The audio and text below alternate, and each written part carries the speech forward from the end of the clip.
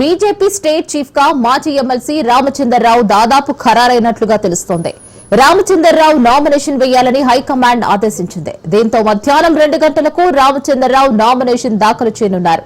మొదటి నుంచి రామచంద్రరావు పార్టీలో ఉన్నారు. సంఘ పెద్దలు, రాష్ట్ర ముఖ్య నేతలు ఆయన పేరును సిఫారసు చేసినట్లుగా తెలుస్తోంది.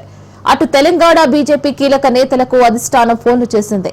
కాసేపట్లో అధ్యక్ష అభ్యర్థికి అధికారికంగా సమాచారం ఇస్తామని హైకమాండ్ తెలిపింది.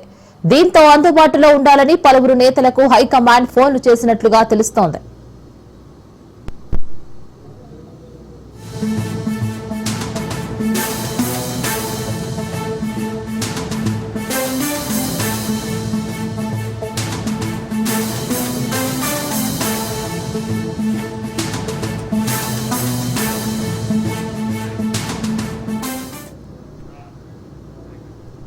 రామచంద్రరావు బీజేపీలో సీనియర్ నేతగా కొనసాగుతున్నారు. అనేక పదవుల్లో ఆయన పార్టీకి సేవలందించారు. 1980 నుంచి 82 మధ్య భారతీయ జనతా యువ మోర్చా రాష్ట్ర అధ్యక్షుడిగా సేవలందించారు. 1999 నుంచి 2003 వరకు BJP legal cell joint convener గా, 2003 నుంచి 2006 వరకు బీజేపీ లీగల్ సెల్ కన్వీనర్ గా పనిచేశారు. 2007 నుంచి 2009 వరకు బీజేపీ అధికార ప్రతినిధిగా బాధ్యతలు నిర్వర్తించారు. హైదరాబాద్ బీజేపీ అధ్యక్షుడిగా గాను తను పనిచేశారు. 2015లో పట్టభద్రుల ఎమ్మెల్సీగా ఎన్నికయ్యారు.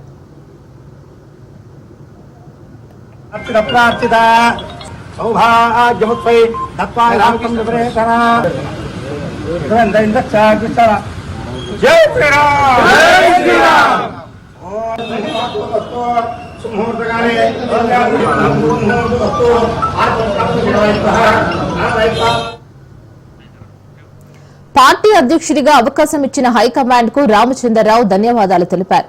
పార్టీలో ఎలాంటి అంతర్గత కుమ్ములాటలు లేవని అన్నారు. అందరినీ కలుపుకొని ముందుకు వెళతారని తెలిపారు. బీజేపీని అధికారంలోకి తీసుకువచ్చేందుకు కృషి చేస్తానన్నారు రామచంద్రరావు. బీఆర్ఎస్ కాంగ్రెస్ లపై ప్రజలు విశ్వాసం కోల్పోయారని కూడా అన్నారు. వచ్చే రోజుల్లో ప్రజల పక్షాన పెద్ద ఎత్తున పోరాటం చేస్తామని కూడా తెలిపారు. కొన్ని ఫార్మాలిటీస్ పూర్తవగానే అఫీషియల్ ప్రకటన వెలువడుతుందని రామచంద్రరావు తెలిపారు.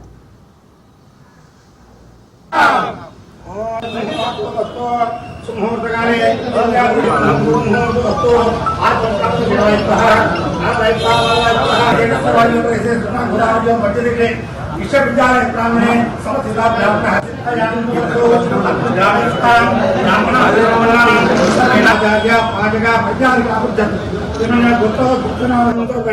नमस्करोमि राजाधिराजाय पुनर्यदाहिने नमो भयं वै प्रणाय गुरुभे समय कामांता मगामः उदवर्ण सत्तवर्तिता अर्चिता सौभाग्यमुत्सवे दत्वा रामकं विप्रेतना जय श्री राम जय श्री राम सुमुहूर्तकाले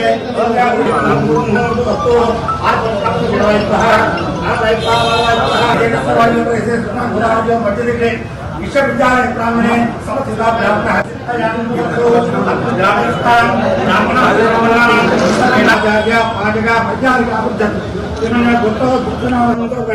नमस्करोमि राजाधिराजाय पुनर्यदाहिने नमो भयं वै प्रणाय गुरुभे समय कामांता मगामः उदवर्ण सत्तवर्तिता अर्चिता सौभाग्यमुत्सवे दत्वा रामकं विप्रेतना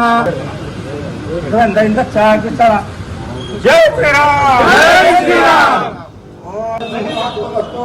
सुमुहूर्तकाले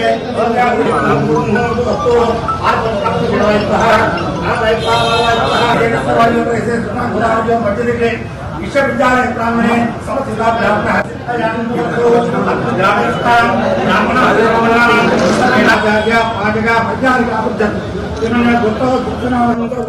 नमस्करोमि राजाधिराजाय पुनर्यदाहिने नमो भयं वै प्रणाय गुरुभे समय कामांता मगामः उदवर्ण सत्तवर्तिता अर्चिता सौभाग्यमुत्सवे दत्वा रामकं विप्रेतना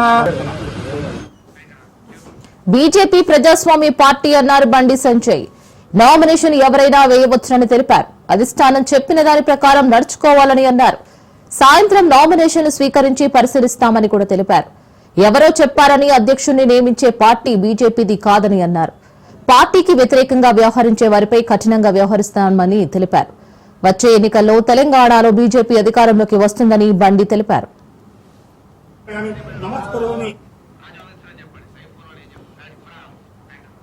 దీనికి సంబంధించి పూర్తి డీటెయిల్స్ రాజు అందిస్తారు. రాజు,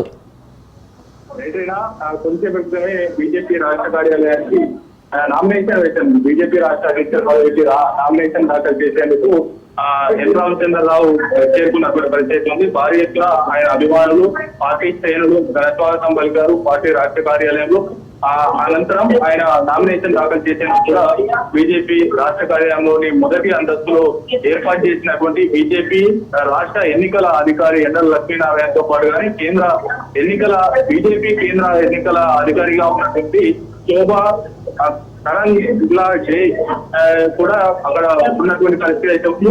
మరోవైపు ఇప్పటికే ఆశావాహులు పెద్ద ఎత్తున బీజేపీ రాష్ట్ర అధ్యక్ష పదవిని ఆశించారు. ఈ నేపథ్యంలో పలువురు నేతలు కూడా ఈ యొక్క బీజేపీ అధ్యక్ష పదవిని కైవసం చేసుకునేందుకు సన్నాహం చేసుకున్నారు. తమకే వస్తుందా అనేటటువంటి ధీమాను కూడా వ్యక్తం చేసినటువంటి పరిస్థితి అయితే ఉంది. అయితే చివరి నిమిషంలో అధిష్టానం నుంచి ఎన్ రామచంద్రరావుకు సమాచారం ప్రాథమికంగా సంకేతం ఇచ్చింది. ఆయన్నే నామినేషన్ దాఖలు చేయబోతా ఉన్నారు. ఆయన కూడా రాజ్ న్యూస్ తో మాట్లాడుతూ ఈ ఎన్నిక ఏకగ్రీవం కాబోతా ఉంది. అధిష్టానం మాట, బీజేపీ ఒక క్రమశిక్షణమైన పార్టీ, క్రమశిక్షణ కలిగినటువంటి నేతలు ఉంటారు. అధిష్టానం ఎవరి పేరు సూచిస్తే గనక వారే ఫైనల్ గా బీజేపీ రాష్ట్ర అధ్యక్షులు అవుతారు అనేది కూడా ఆయన స్పష్టం చేసినటువంటి పరిస్థితి అయితే ఉంది. అయితే బీజేపీ రాష్ట్ర కార్యాలయంలో ఆ మాటలకు భిన్నంగా ఇక్కడ వ్యవహారం నడుస్తూ ఉంది. పూర్తి స్థాయిలో కూడా బీజేపీ రాష్ట్ర కార్యాలయానికి ఆశావాహుల్లో ఉన్నటువంటి గోషామహల్ ఎమ్మెల్యే రాజాసింగ్ సైతం చేరుకున్నారు. రాజాసింగ్ ని మాట్లాడించేటటువంటి ప్రయత్నం చేయగా ఆయన నామినేషన్ దాఖలు చేసేందుకు వస్తున్నానని, నామినేషన్ పక్కగా దాఖలు చేస్తాననేటటువంటి కామెంట్స్ చేశారు. అయితే గత సుదీర్ఘంగా బీజేపీలో ఉన్నటువంటి వర్గపోరు కావచ్చు, ప్రస్తుతం రాష్ట్ర అధ్యక్షుడిగా ఉన్నటువంటి కిషన్ రెడ్డి సంబంధించి పరోక్షంగా అనేక కామెంట్స్ చేస్తున్నటువంటి, వ్యతిరేకిస్తూ వస్తున్నటువంటి ఎమ్మెల్యే రాజాసింగ్ ఇవాళ కొంతకాలంగా బీజేపీ రాష్ట్ర కార్యాలయానికి రాలేదు. ఆయన కీలకమైనటువంటి సమావేశాలు నిర్వహించిన సమయంలో కూడా ఆయన ఈ యొక్క సమావేశాలకు రాలేదు. కాకపోతే ఆయన ఇవాళ బీజేపీ రాష్ట్ర అధ్యక్ష పదవికి నామినేషన్ల స్వీకరణ గడువు ముగుస్తున్న నేపథ్యంలో ఆయన నామినేషన్ దాఖలు చేసేందుకు కూడా వచ్చినటువంటి పరిస్థితి అయితే ఉంది. అయితే ఇతర నేతలు, పార్టీకి లాయలిస్టులుగా ఉన్నటువంటి నేతలు, అటు మొదటి నుంచి బీజేపీ రాష్ట్ర అధ్యక్ష పదవికి పోటీ పడినటువంటి నేతలు ఈటెల రాజేందర్తో పాటుగానే ధర్మపురి అరవింద్, బండి సంజయ్ పేర్లు తెరపైకి వచ్చాయి. వారు ఇప్పటికే బండి సంజయ్తో పాటుగానే ఈటెల అరవింద్, నిజామాబాద్ ఎంపీగా ఉన్నటువంటి అరవింద్ మీడియాతో స్పష్టం చేశారు. అధిష్టానం మాటనే శిరోధార్యం అనేటటువంటి కామెంట్ చేశారు. అయితే తాము అధిష్టానం సూచించినటువంటి వ్యక్తికి మద్దతు తెలుపుతాం, ఆయనే నూతన బీజేపీ రాష్ట్ర అధ్యక్షుడు అవుతారు అనేది కూడా వారు స్పష్టం చేసినటువంటి పరిస్థితి అయితే ఉంది. అయితే మొదట ఎన్ రామచంద్రరావు నామినేషన్ దాఖలు చేసేందుకు వెళ్లారు. ఆయన ఒకరే నామినేషన్ దాఖలు చేస్తారని అందరూ భావించారు. అయితే చివరి నిమిషంలో కొద్దిసేపటి క్రితమే బీజేపీ రాష్ట్ర కార్యాలయానికి గోషామహల్ ఎమ్మెల్యే రాజాసింగ్ తన అనుచరులతో, అదేవిధంగా తన అభిమానులు, బీజేపీ కార్యకర్తలు, గోషామహల్ నియోజకవర్గంలో ఉన్నటువంటి ముఖ్య నేతలతో కలిసి బీజేపీ రాష్ట్ర కార్యాలయానికి చేరుకున్నారు. అక్కడ ఆయన అభిమానులు కూడా ఘనస్వాగతం పలికారు. పార్టీ రాష్ట్ర కార్యాలయంలోకి వచ్చి ఆ తర్వాత ఆయన నామినేషన్ దాఖలు చేసేందుకు కూడా బీజేపీ రాష్ట్ర కార్యాలయంలో ఏర్పాటు చేసిన ఆ యొక్క నామినేషన్ గదికి కూడా వెళ్ళినటువంటి పరిస్థితి అయితే ఉంది. అయితే ఈ బీజేపీ రాష్ట్ర అధ్యక్షుడి ఎన్నికకు సంబంధించి గతంలో ఉమ్మడి రాష్ట్రంలో కావచ్చు, తెలంగాణ ఏర్పాటు అనంతరం కూడా ఏకగ్రీవం అవుతూ వచ్చింది బీజేపీ రాష్ట్ర అధ్యక్ష పదవికి సంబంధించి. అయితే ఈ నేపథ్యంలో చివరి నిమిషంలో బీజేపీ గోషామహల్ ఎమ్మెల్యేగా ఉన్నటువంటి బీజేపీ నేత, బీజేపీ సీనియర్ నేతగా ఉన్నటువంటి రాజాసింగ్ నామినేషన్ దాఖలు చేస్తుండటంతో ఎట్టకేలకు ఈ యొక్క పోలింగ్ జరుగుతుందా అనేటటువంటి ఉత్కంఠ అయితే కొనసాగుతూ ఉంది. ఒకటికి మించి నామినేషన్లు దాఖలైతే కనుక ఎన్నిక నిర్వహించాల్సి ఉంటుంది.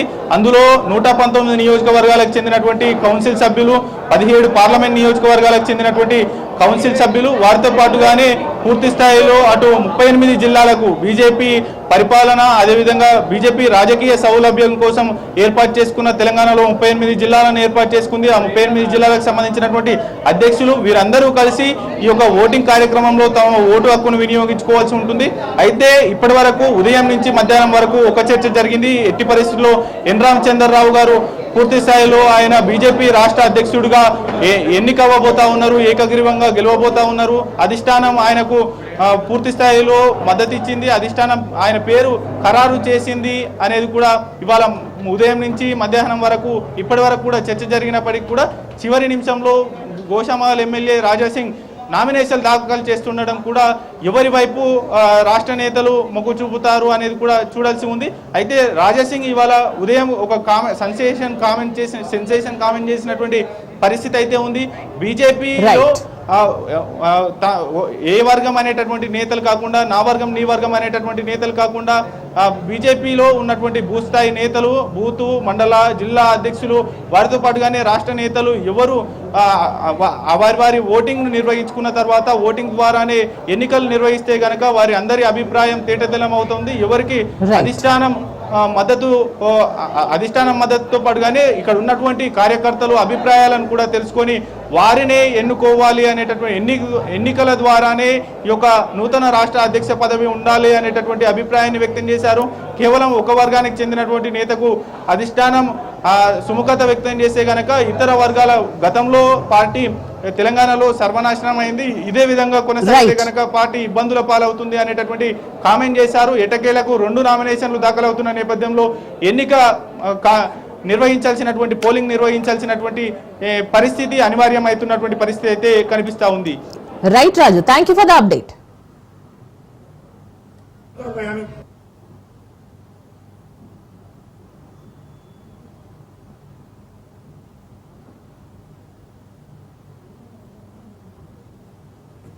అధిష్టానము అందరికీ నామినేషన్ ఇస్తారు. నామినేషన్ అయితే ఎవరిని అధ్యక్షుడు ఉండాలో అధిష్టానం నిర్ణయిస్తుంది. అందరి అభిప్రాయాలు తీసుకొని అధిష్టానం నిర్ణయిస్తుంది. అధిష్టానం తీసుకుంటున్నాక అందరు కట్టుబడి ఉంటాం. Bharatiya Janata party ప్రజాస్వామ్యబద్ధమైన party, nomination ఎవరైనా వేసుకోవచ్చు. మరి అధిష్టానము అన్ని ఆలోచించి నిర్ణయించుకుంటే దాన్ని కట్టుబడి ఉండాల్సిన బాధ్యత కమిట్మెంట్ తో పనిచేసే ప్రతి భారతీయ జనతా పార్టీ కార్యకర్తకు ఉంటుంది.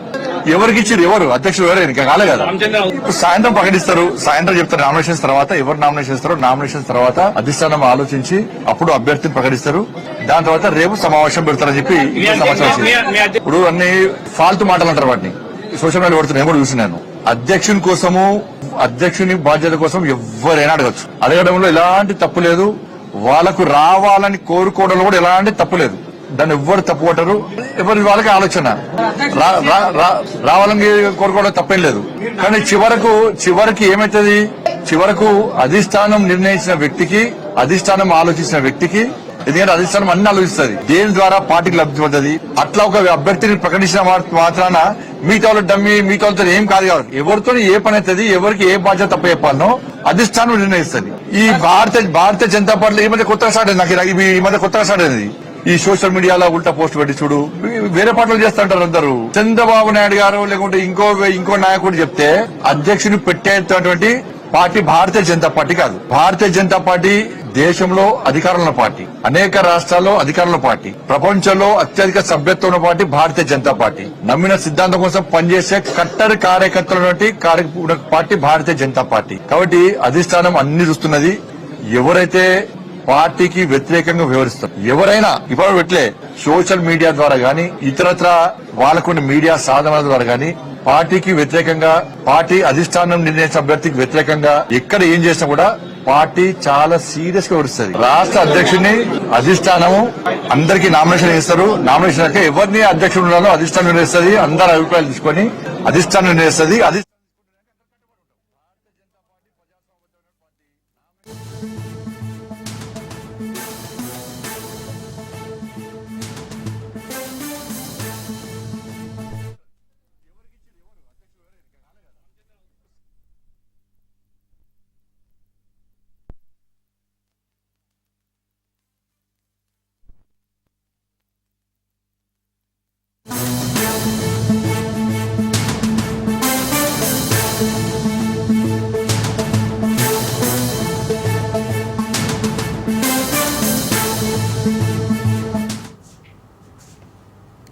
ఏపీ బీజేపీ అధ్యక్షుడిగా పీవీఎన్ మాధవ్ దాదాపు ఖరారయ్యారు. దీంతో రాష్ట్ర అధ్యక్ష పదవికి మాధవ్ నామినేషన్ దాఖలు చేశారు. బీజేపీ స్టేట్ ఆఫీసులో మాధవ్ నామినేషన్ వేశారు. కొత్త అధ్యక్షుడిగా పీవీఎన్ మాధవ్ పేరు ఖరారు అయింది. మండలిలో బీజేపీ ఫ్లోర్ లీడర్ గా మాధవ్ వ్యవహరించారు. ఆర్ఎస్ఎస్, బీజేవైఎం, ఏబీవీపీలో మాధవ్ బాధ్యతలు నిర్వహించారు. బీజేపీ స్టేట్ చీఫ్ ఎన్నిక ఏకగ్రీవం కానుంది.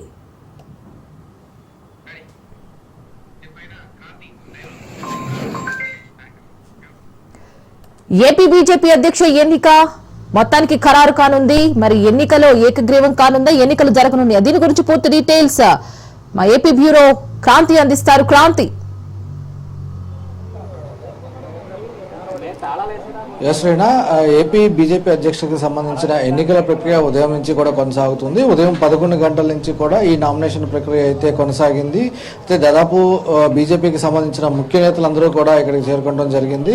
ప్రస్తుత బీజేపీ అధ్యక్షురాలు పురంధేశ్వరితో పాటు సోమవీర్రాజు, అదేవిధంగా శ్రీనివాస వర్మతో పాటు ఇతర ముఖ్య నేతలందరూ కూడా ఇక్కడ చేరుకున్నారు. దాంతోపాటు పూర్తి స్థాయిలో ఈ ఎన్నిక ప్రక్రియకు సంబంధించి అటు ఎన్నికల అధికారిగా కూడా పాకా సత్యనారాయణ వ్యవహరిస్తూ, అదేవిధంగా అబ్జర్వర్ కింద ఎన్నికల అబ్జర్వర్ సంబంధించి అటు కేరళకు సంబంధించిన ఎంపీ మోహన్ కి సంబంధించి పూర్తి స్థాయిలో ఇక్కడ ఎన్నికల ప్రక్రియ మొత్తం కూడా పరిశీలిస్తున్న పరిస్థితి అయితే ఉంది. ఎన్నికల ప్రక్రియకి సంబంధించి ఇక్కడ ఏదైతే ఎన్నికల జరుగుతుందో ఏపీ రాష్ట్ర అధ్యక్షుడికి సంబంధించిన ఎన్నికల ప్రక్రియలో పూర్తి స్థాయిలో అటు పిఎన్ఎస్ మాధవ్ తరపున మొత్తం 5 సెట్ల నామినేషన్లు అయితే దాఖలు చేయడం జరిగింది. 5 సెట్ల నామినేషన్లకి సంబంధించి పిఎన్ఎస్ మాధవ్ తరపున కూడా దాఖలు చేశారు. అయితే ఇప్పటి వరకు కూడా కేవలం మాధవ్ తరపున నామినేషన్ దాఖలు అయ్యాయి. అంటే లాంఛనంగా అటు మాధవ్కి సంబంధించిన ఎన్నిక అనేది లాంఛనంగా ఏపీ అధ్యక్షుడి కింద అయిపోయినట్టే మనం భావించవచ్చు. దాంతోపాటు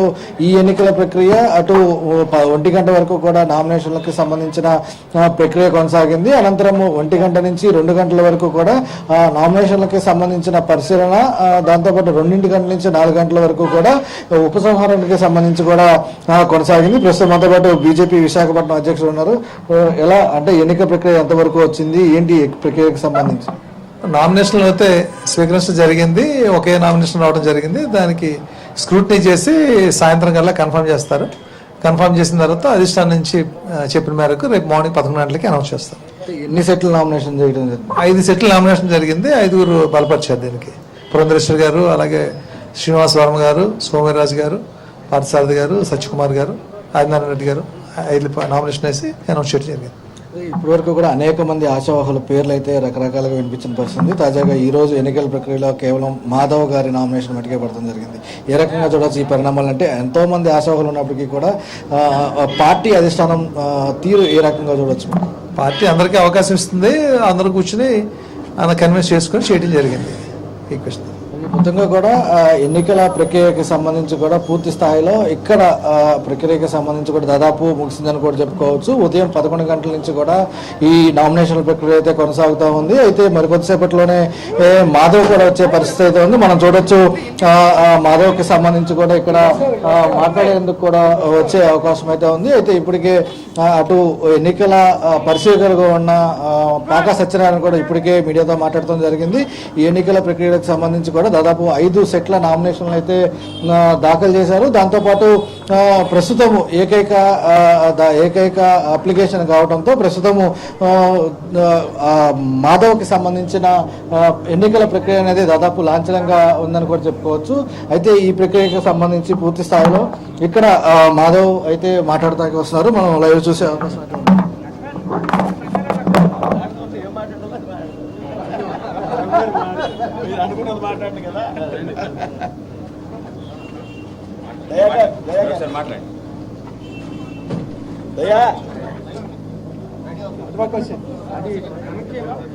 అంటే నేను రేపే మాట్లాడతాను. మాట్లాడకూడదు, మీరు మాట్లాడచ్చు మాట్లాడతాను.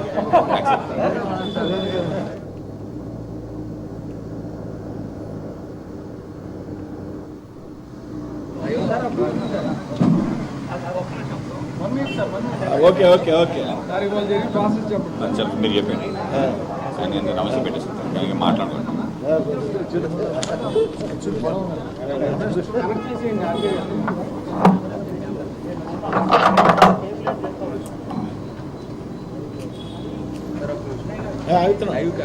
ఆగుతున్నాను.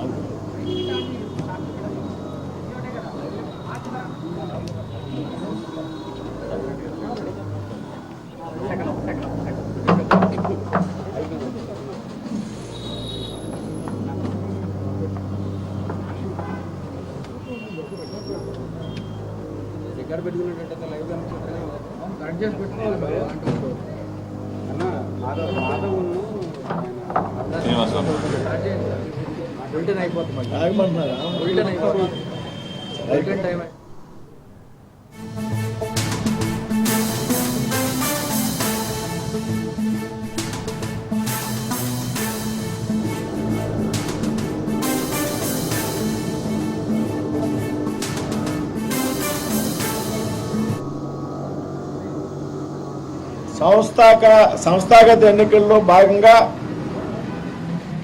ఈరోజు ఆంధ్రప్రదేశ్ రాష్ట్ర బీజేపీ అధ్యక్ష ఎంపిక ప్రక్రియ ప్రారంభమైంది. భారతీయ జనతా పార్టీలో ప్రజాస్వామ్య పద్ధతిలో అధ్యక్షుల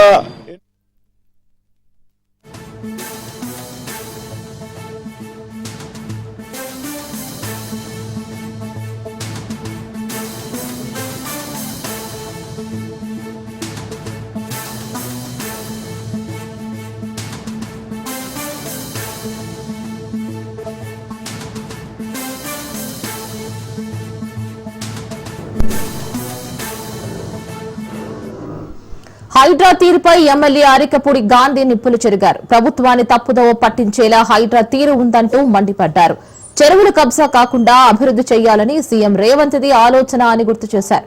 కానీ హైడ్రా అధికారులు విరుద్ధంగా వ్యవహరిస్తున్నారంటూ ఆగ్రహం వ్యక్తం చేశారు. సున్నం చెరువులో ఎఫ్టీఎల్ బఫర్ జోన్ నిర్ధారించకుండా కూల్చివేతలు చేపట్టడం సరికాదని అన్నారు అరికపూడి గాంధీ. ఘటనపై సీఎం రేవంత్ ను తొందరలోనూ కలుస్తానని తెలిపారు.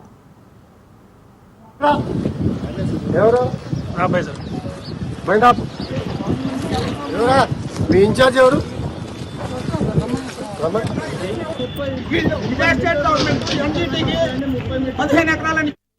పూడుస్తున్న లైన్ చూపించా, చెరువు పూడుస్తున్నది.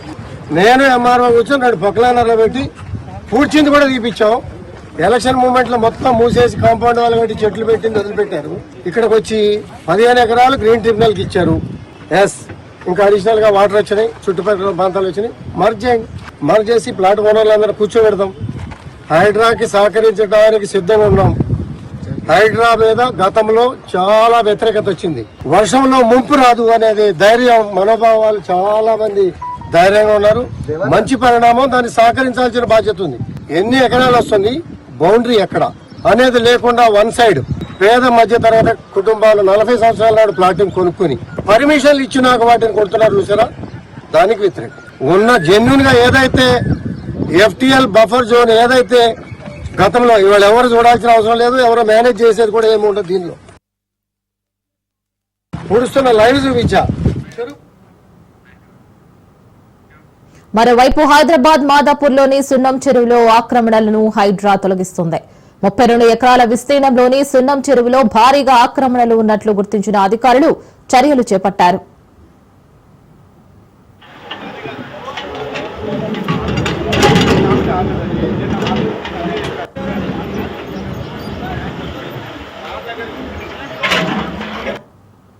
మేము పొజిషన్ లో లీగల్ గా 100%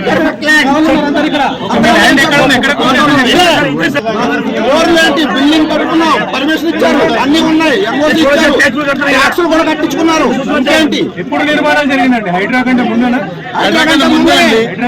పర్మిషన్ కూడా ఇచ్చారు. 17 ఇచ్చారు.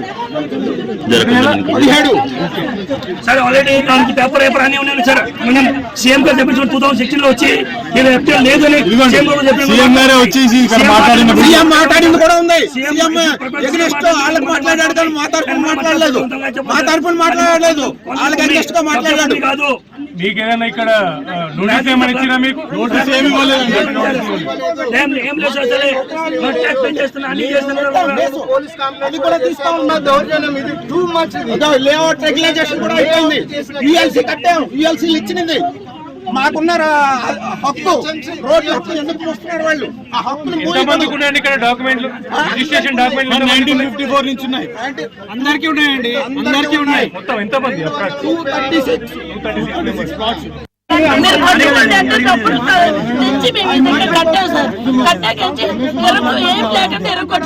ఫోన్లు కూడా ఎత్తడం లేదు. మాకు న్యాయం కావాలి, ఇవన్నీ కాదు. మీడియా వాళ్ళు మీరు మాకు న్యాయం చేయాలి.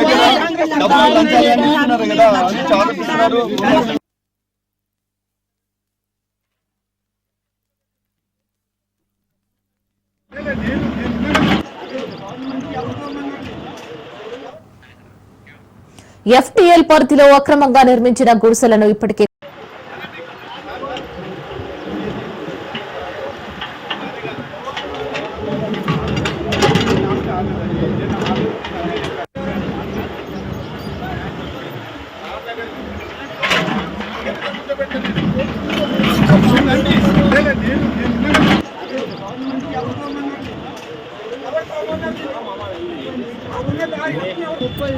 ఇదే స్టేట్ గవర్నమెంట్ ఎన్జిటికి 15 ఎకరాలను ఇచ్చింది. ఇప్పుడు 32 ఎకరాలు ఎలాగైపోద్దండి?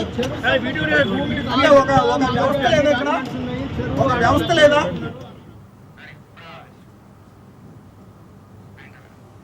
మాదాపూర్లో కొనసాగుతున్న హైడ్రా కూల్చివేతలపై మరింత సమాచారం మా ప్రతినిధి రత్నకుమార్ అందిస్తారు.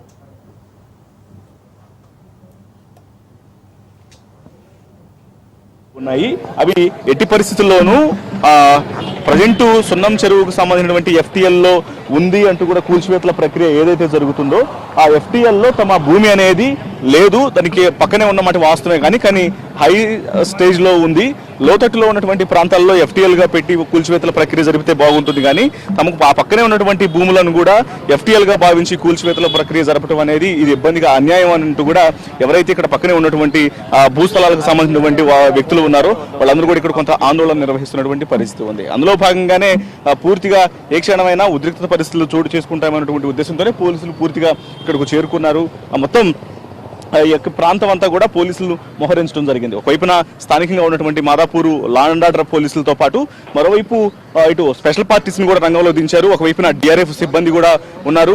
జేసీబీల సాయంతో పూర్తిగా ఈ ప్రాంతం మొత్తంలో ఎక్కడెక్కడైతే అక్రమ నిర్మాణాలు అనేవి ఉన్నాయో ఆ నిర్మాణాలన్నింటినీ కూడా కూల్చివేయడం జరుగుతుంది. అయితే ఇక్కడ ఉన్నటువంటి కొంతమంది పేదలు మాత్రం వాళ్ళు తెలియజేసినటువంటి విషయం, అప్పటికప్పుడు వచ్చి గతంలోనూ ఇలాగే గుడిసెలను కూల్చివేసి తమకు కనీసం ఒక ప్రత్యామ్నాయం లేకుండా తమను ఇబ్బందులకు గురి చేశారు. ఇప్పుడు కూడా అలాగే ఇబ్బందులకు గురి చేస్తున్నారు. తమకు ఏదో ఒక ఆల్టర్నేటివ్ చూపించి, ఏదో ఒక ప్రత్యామ్నాయ నివాసాలను చూపించి ఇటువంటి కూల్చివేతలను జరపాలి, కానీ ఇలా ఇప్పటికిప్పుడు వచ్చేసి మొత్తం కూల్చివేతలు జరిపితే తాము ఎక్కడికి వెళ్ళాలి అని అంటూ కూడా వాళ్ళందరూ తెలియజేసినటువంటి పరిస్థితి ఉంది. ఇక ఎప్పుడైతే ఈ కూల్చివేతలను చేయడం జరిగిందో ఈ కూల్చివేతల్లో భాగంగానే వాళ్ళందరూ చెప్తూ ఉన్నారు, ప్రభుత్వం తమ గోడు పట్టించుకోవట్లేదు, తమకు ఉన్నటువంటి ఇబ్బందికరమైనటువంటి పరిస్థితుల్ని ఏమాత్రం ఆలోచించకుండా నిర్దాక్షిణ్యంగానే ఈ యొక్క కూల్చివేతల ప్రక్రియ చేశారు అని అంటూ కూడా వాళ్ళందరూ తెలియజేస్తున్నారు. ఒకసారి మనం చూడొచ్చు సున్నం చెరువు లోపల ప్రస్తుత పరిస్థితి. అయితే ఒకవైపున చెరువు రిస్టోరేషన్ అనేది మంచి పనే, చెరువును బాగు చేయాలి, చెరువులో ఎటువంటి ఆక్రమణలు జరగకూడదు. ఎందుకంటే గత కొంతకాలం నుంచి ఇక్కడ కొంతమంది ప్రైవేటు వ్యక్తులు ఇక్కడ బోర్డులను ఏర్పాటు చేసి చెరువులో ఉన్నటువంటి నీటి మొత్తాన్ని కూడా ట్యాంకర్ల సాయంతో, మనకు విజువల్స్ లో కనిపిస్తున్నటువంటి ట్యాంకర్లు ఏవైతే ఉన్నాయో ఈ ట్యాంకర్ల సాయంతో తోడి ఆ అమౌంట్ ఆ నీటి మొత్తాన్ని కూడా ప్రైవేటు పరంగా వ్యక్తులు దందా నిర్వహిస్తున్నారు, అమ్మేసుకుంటున్నారు అన్నటువంటి విషయం తెలియజేస్తున్నారు. అయితే ఇక్కడ ప్రస్తుతం వాటన్నిటినీ కూడా అరికట్టడంలో భాగంగానే ఇమీడియట్ గా దీని మీద సున్నం చెరువు మీద ప్రభుత్వం దృష్టి సారించి హైడ్రా సాయంతో కూల్చివేతలు వాళ్ళు ఏర్పాటు చేసినటువంటి ప్రైవేటు వ్యక్తులు ఏదైతే బోర్ మోటార్లను ఏర్పాటు చేశారో వాటిని కూల్చివేయడం జరిగింది. మరోవైపు ఇక్కడ పూర్తిగా ఈ యొక్క 32 ఎకరాల చెరువు మొత్తాన్ని కూడా శుద్ధి చేస్తున్నారు. అయితే తమకు ఎటువంటి ప్రత్యామ్నాయం అనేది లేకుండా ఉన్నటువంటి గుడిసెల ఆవాసాల మొత్తాన్ని కూడా పూర్తిగా కూల్చివేశారనే విషయం వాళ్ళందరూ తెలియజేస్తున్నారు. కొంతమంది ఇక్కడ ఆల్రెడీ గుడిసెల్లో నివాసాలను కోల్పోయినటువంటి కొంతమంది పేద మహిళలు కూడా ఉన్నారు. వాళ్ళతో ఒకసారి మాట్లాడి తెలుసుకుందాం. అమ్మ, ఏం చెప్తారు? ఇప్పుడు ఈ కూల్చివేతలకు సంబంధించి మీకు ఏమైనా సమాచారం ఇచ్చారా? ఇప్పుడు ఇక్కడ మొత్తం ఇక్కడ ఇందులో మీ గుడిసెలు ఉన్నాయా? ఏం చెప్తారమ్మా? గుడిసెల్లో ఏం లేవు సార్, గుడిసెలు ఉన్నాయి వేసుకున్నాం. ఇప్పుడు స్థలం కొన్నామని కిరాయి తీసుకొని ఉంచిండు మమ్మల్ని. వేసుకోండి అంటే వేసుకున్నాము, నెల కిరాయి ఇచ్చినాం. సొంతం నాది అన్నాడు, లేదంటే మేము కాల్ చేసిపోతాం అన్నాం కూడా. నాది అనుకుంటూ వచ్చి నాది లేదు నీది లేదు పోలీసు వాళ్ళు వచ్చి కూలగొట్టినా కూలగొట్టి 4:30కు మరి ఇప్పుడు కూలగొట్టిన తర్వాత మీకు ఏం చెప్తున్నారు? ఇప్పుడు మీరు ఎక్కడికి వెళ్ళమంటున్నారు? ఏం చెప్తున్నారు అసలు? వెళ్ళిపోండి సపడ కాకుండా మీరు అంటుంటారు. అంతవరకే రోడ్డు మీద సామాన్ వేసుకొని ఉన్నాం, ఇంకేం చేయాలి? చేయకుండా నిన్న చెప్పలే, మొన్న చెప్పలే, నిన్న పొద్దుంగల కానీ చెప్పలే మాకు. ఇప్పటి కానీ మాకు మంచినీళ్ళు నోట్లో పోసే దిక్కు లేదు. మా సామాన్ అంతా అందులోనే పోయింది. మరి గతంలో ఒకసారి వచ్చి కూల్చివేతలు చేశారు కదా, అప్పుడు కూల్చారు కదా. ఏమో మళ్ళీ ఏమో చెప్తలేరు కదా అని మళ్ళీ వేసుకున్నారని మేము వేసుకున్నాం. ఇంకా లేదంటే వేసుకోపోదాం. ఇప్పుడు ఈ సామాను మొత్తం సర్దుకొని ఇప్పుడు అన్ని బాగు చేసుకొని మరి ఎడిపోతారు. ఇది అమ్మనికి సార్, అది ఇంకా మరి రేకులు ఏం ఇక్కడ మరి ఇప్పుడు మీకు ఇప్పుడున్న ఆల్రెడీ ఇంట్లో ఇప్పుడు ఆ ఇంటి సామాన్ అంతా కూడా అక్కడ కనిపిస్తా ఉంది. సామాన్ అంతా పరిస్థితి ఏంటి ఇప్పుడు? వాటి ఏం చేయాలి సార్? మరి ఇంకా ఎక్కడ పోవాలనో, ఏడు దేవులు ఆడుకోవాలనో. ఇప్పుడు ఇవన్నా ఇప్పుడు ప్రస్తుతానికి అవి ఊగినే పోతున్నాయి. 9-10 వేలు పెట్టి గుడి చేసుకొని ఇప్పుడు ఊగినే పోతాయని అవి గుంచబోతున్నాం. ఎంతమంది కుటుంబం ఉన్నారమ్మా మీరు? మేము 4 ఉంటాం సార్. నా కొడుకు బిడ్డ కొడుకుంటాము, మేము 5 పెళ్ళం కూడా ఉంటాం. ఏందో ఈ పరిస్థితి చెప్పని కూడా చెప్పలేదు సార్. చెప్తానన్నా ఎన్న కాల్ చేసిపోతుంటే చూసుకొని నాకే చెప్పలే. ఏకంగా 4:30కు వచ్చిండు, జేసీబీలు తీసుకొని పోలీసు వాళ్ళు వచ్చారు. ఇంకేది మాట్లాడకుండా నీ సామాన్ లేదేం లేదు, బయటికి నడువా అంటున్నారు. ఫస్ట్ బయటికి వెళ్ళమ్మా, బయటికి వెళ్ళు. మరి ఏదో ఒకటి చూపిస్తాము మీకు అని కూడా ఏం చెప్పట్లేదా? ఏం చెప్తున్నారంటే మీకు తర్వాత రాసిస్తాము, నోటీసు పంపియండి, మీకు రాస్తాం అంటుండ్రు. ఏం రాస్తారు సార్? వాళ్ళు ఇంకా వెళ్ళిపోయారు, కూలగొట్టి వెళ్ళిపోయారు. ఉన్నది అందిన సామాను అందుకున్నాము, బయట వేసుకున్నాము. జేసీబీలు తీసుకొని 5-6 జేసీబీలు తీసుకొని వచ్చినాక ఇంతమంది వచ్చారో పోలీసు వాళ్ళు, మిలిటరీ పోలీసు వాళ్ళు వచ్చారు. ఈ పోలీసు వాళ్ళు ఆ పోలీసు వాళ్ళు 3 కలిసి ఈ పని చేసారు. సో అది ఇక్కడ ఉన్నటువంటి పేదలందరూ కూడా తెలియజేస్తున్నటువంటి విషయం. గతంలో వచ్చి కూల్చివేశారు, ఆ తర్వాత ఇల్లు వేసుకునేందుకు, గుడిసెలు వేసుకునేందుకు అవకాశం దొరకడంతో మళ్ళీ తాము ఇక్కడే ఉంటూ ఉన్నాము. ఇప్పుడు ఎటువంటి ముందస్తు సమాచారం లేకుండా, కనీసం ఒక ప్రత్యామ్నాయమైనటువంటి ఎక్కడైనా ఇంటిని ఆవాసాలను చూపించకుండా, ఏం లేకుండా పూర్తిగా తమ గుడిసెల మొత్తాన్ని కూడా నేలమట్టం చేయడం జరిగింది. సామానంతా కూడా రోడ్డు మీద పెట్టుకుని ఉండాల్సినటువంటి పరిస్థితి అనేది ఏర్పడుతుంది. దీని మీద ఖచ్చితంగా ప్రభుత్వం దృష్టి సారించాల్సినటువంటి అవసరం ఉంది. తమకు కొంత ప్రత్యామ్నాయం కల్పించాలి, లేకపోతే ఈ సామాన్లు పెట్టుకొని తమ బతుకు పరిస్థితి ఏంటి అనేది కూడా వాళ్ళు ఆవేదన వ్యక్తం చేస్తూ ఉన్నారు. మరోవైపు హైడ్రా అధికారులు పోలీసు బందోబస్తు మధ్య కూల్చివేతల ప్రక్రియను కంటిన్యూ చేస్తూనే ఉన్నారు. కెమెరా పర్సన్ విశ్వతో రత్నకుమార్, సున్నం చెరువు నుంచి.